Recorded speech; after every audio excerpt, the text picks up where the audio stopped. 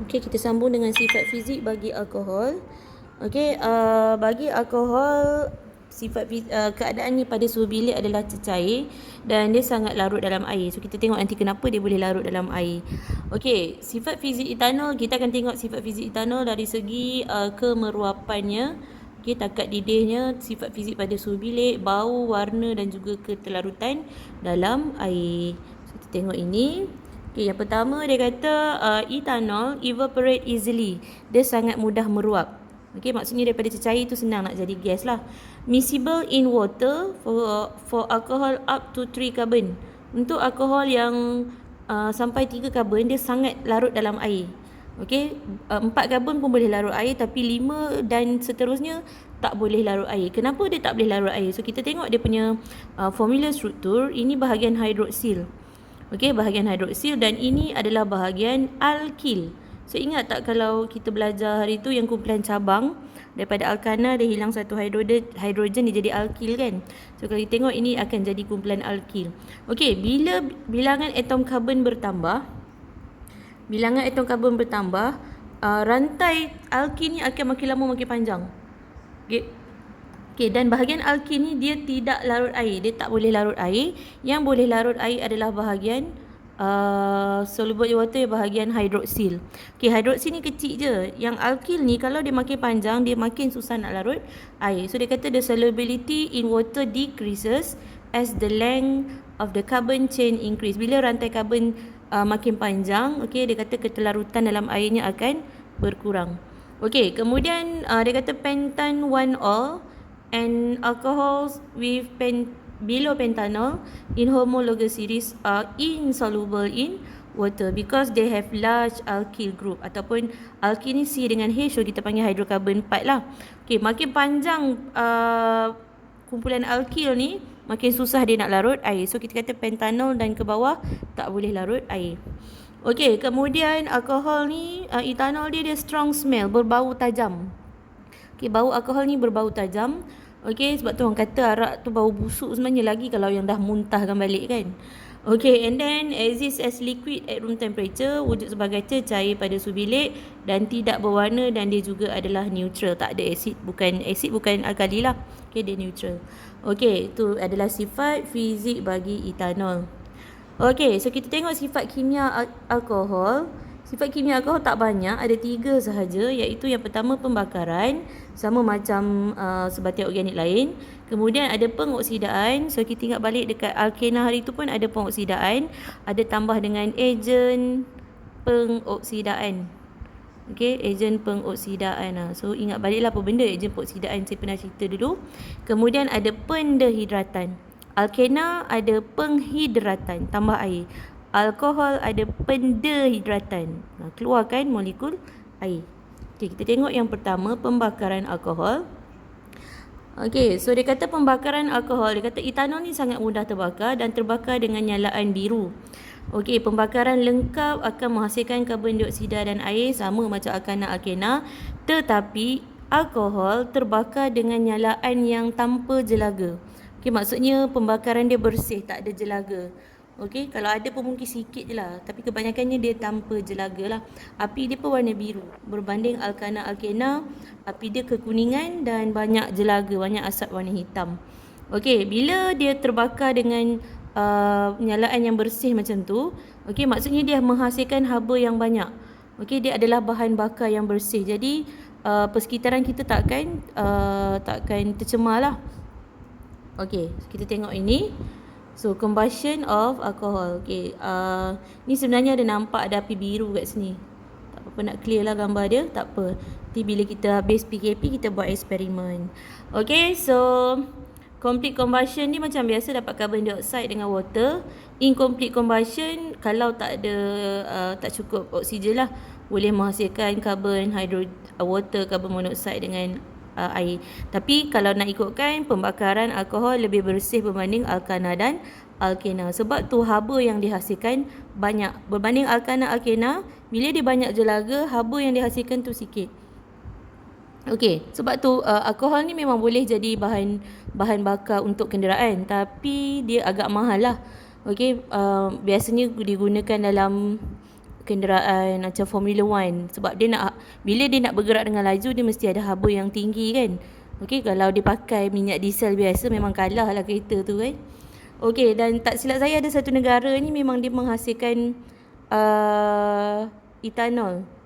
Okey, daripada penapaian tebu dia hasilkan etanol, dan etanol tu jadi bahan bakar. Tapi mahal. Okey.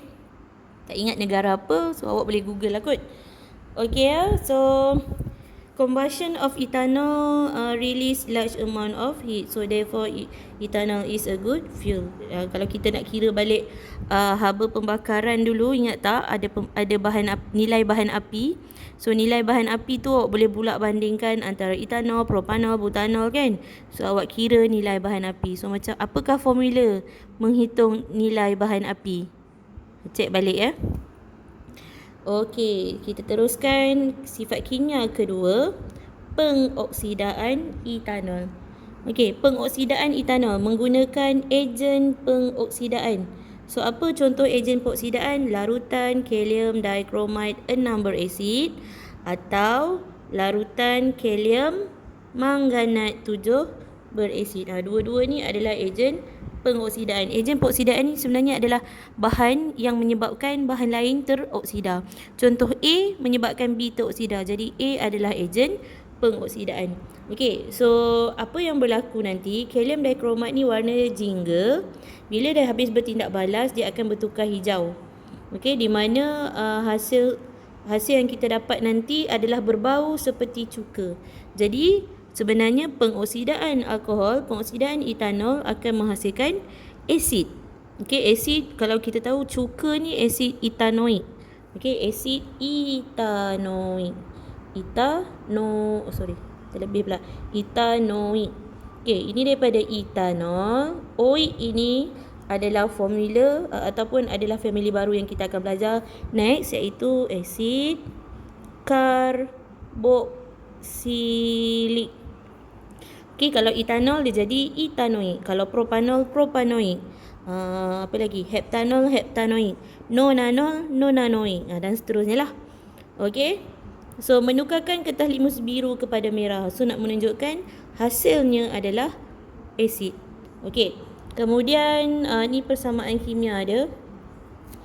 Okey, so daripada etanol, okey, tambah dengan ejen pengoksidaan ni akan menghasilkan asid karboksilik dan juga air. So sebenarnya kan apa yang berlaku, saya tulis sikit, CH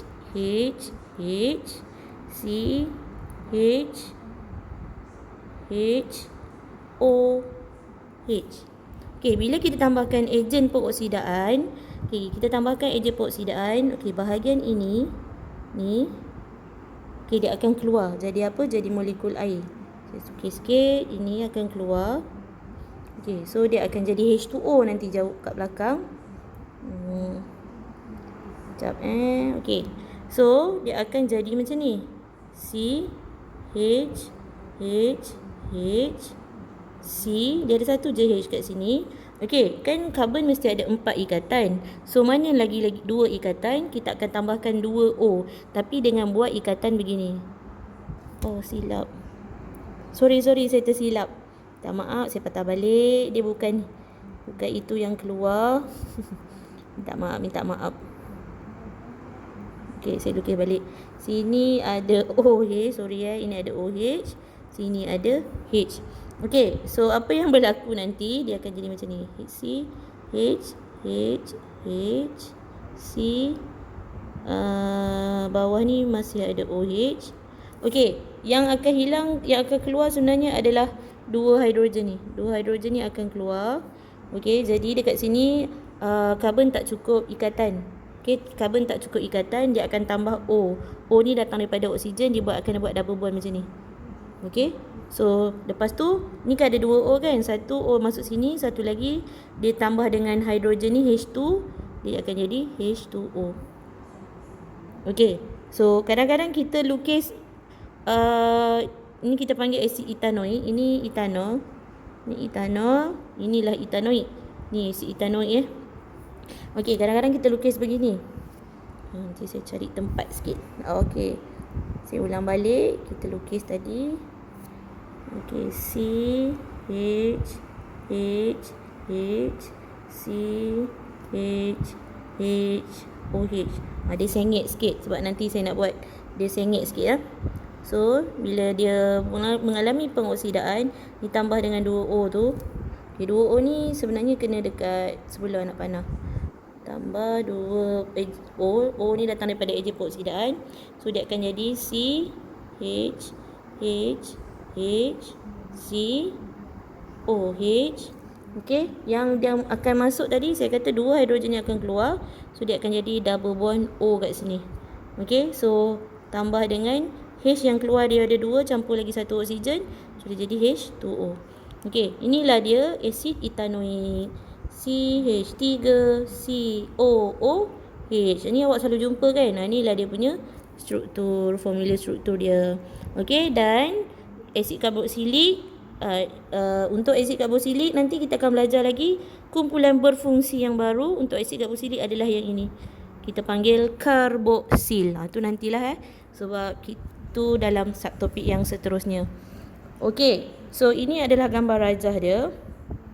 Pengoksidaan etanol. Daripada etanol kita tambahkan dengan ejen pengoksidaan, contohnya larutan kalium dikromid.